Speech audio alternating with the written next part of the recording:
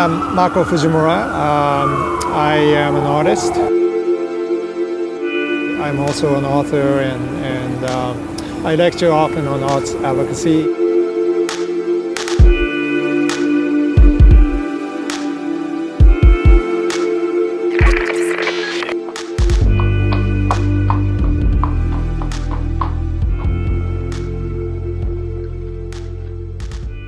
Creative process for me is an everyday, ordinary reality. You know, my intuition is always at work, and what the discipline of painting or writing does for me is to sharpen that and amplify a certain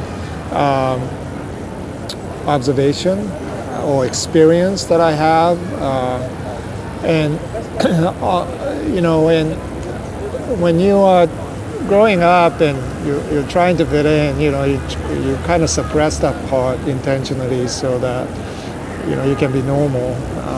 I realized at one point that wasn't worth it, because first of all I was getting awfully depressed about who I was, and I realized there was part of me that would never be quenched unless I worked to cultivate it.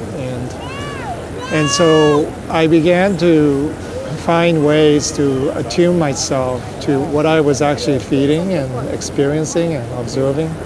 And there are certain things that your ordinary experience awakens you to discover something either about yourself or about the world. And I decided to stick with it, you know, and to focus on that, and at least think about it a while, if not, bring it to expression of some kind. And that began to happen, I think, very intentional in my college years, when I really realized this was a call of some kind. I don't know who was doing the calling or bidding, but I realized that it was important. And that I also realized not many people understand this, and that was okay, you know. So I began to internally cultivate this. So right now we're sitting in the park.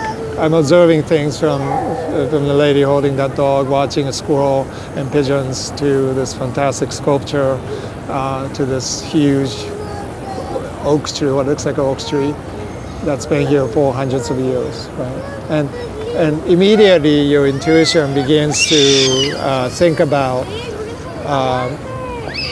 how this ecosystem of influence and relationships, like everything's related, you know. The oak tree is related to the dog is looking at the squirrel, there's a baby crying, and here we are trying to do this interview, right? All these things, right, are overlapping in this cacophony of this, to me, a beautiful presence of reality. And so what is that?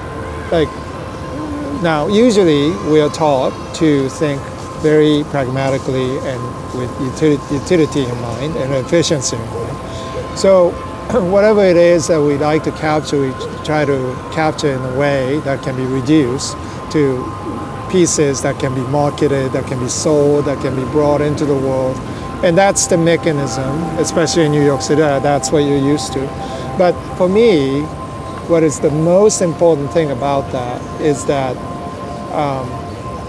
the part of it that can't be reduced, that cannot be marketed, that cannot be commoditized, that cannot, you don't even have words for it, you know. And when you see that reality, you know, the lady there with the dog is no longer there.